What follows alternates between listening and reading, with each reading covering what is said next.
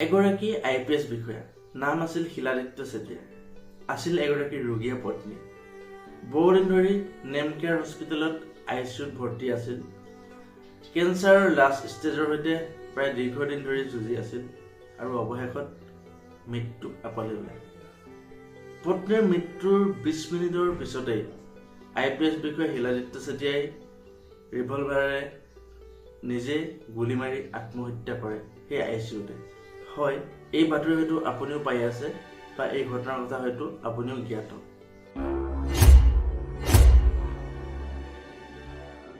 IPS বিষয়া শিলাদিত্য চেতিয়াৰ এই মৃত্যুক আসলতে কোনেও সহজভাৱে মানি ল'ব পৰা নাই চাবলৈ গ'লে এজন IPS বিষয়াৰ হাতত কি নাথাকে তেওঁ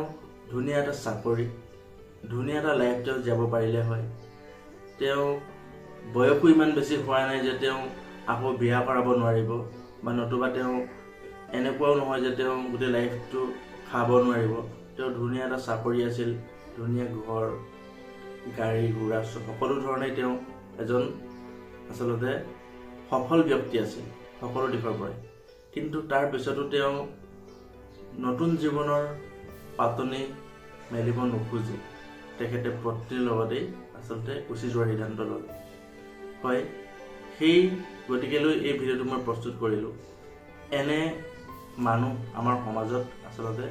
খুবেই কম দেখা পোৱা যায় আৰু এনে মানুহক কথা আসলতে নকৈ নোৱাৰি সেই গতিকেলৈ মই ভিডিঅ'টো প্ৰস্তুত কৰিলোঁ আসলতে পুৰুষ বুলি ক'লে সেইজনেই পুৰুষ যিজন পুৰুষে সৰুতেই নিজৰ দায়িত্ব বুজি নিজৰ পৰিয়ালটোৰ কাৰণে আসলতে ঘৰখনৰ পৰা ওলাই গৈ নতুবা বাহিৰত গৈ কষ্ট কৰি নিজৰ পৰিয়ালটো পোহপাল কৰে নতুবা পৰিয়ালটোত অকমান হাঁহি বিৰিঙাবৰ কাৰণে দিনে নিশাই ৰ'দে বৰষুণে কষ্ট কৰি আসলতে পৰিয়ালটো সুখৰ বাবে চিন্তা কৰি কাম কৰি যায় হয়তো সেইজন পুৰুষ যিজন পুৰুষে চুৰ ডকাইত বা সন্ত্ৰাসবাদীৰ সৈতে যুদ্ধ কৰি বা যুঁজ কৰি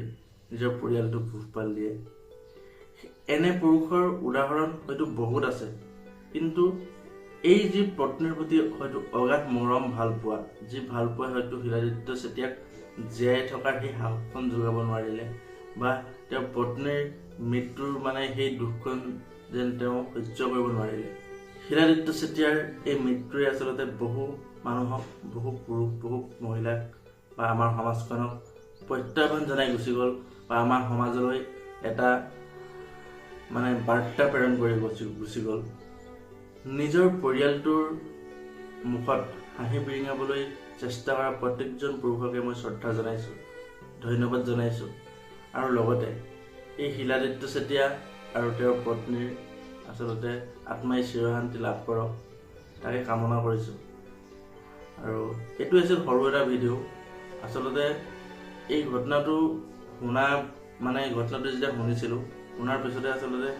মই এটা সৰু ভিডিঅ' বনাই আপলোড কৰিছিলোঁ চেনেলত আৰু তাৰপিছতে মই আজি ভাবিলোঁ যে এটা ধুনীয়াকৈ ভিডিঅ' এটা বনাওঁ কাৰণ আসলতে এনেধৰণৰ ঘটনা আসলতে খুবেই কম দেখিবলৈ বা শুনিবলৈ পোৱা যায় আৰু আসলতে শিলাদিত্য চেতিয়াই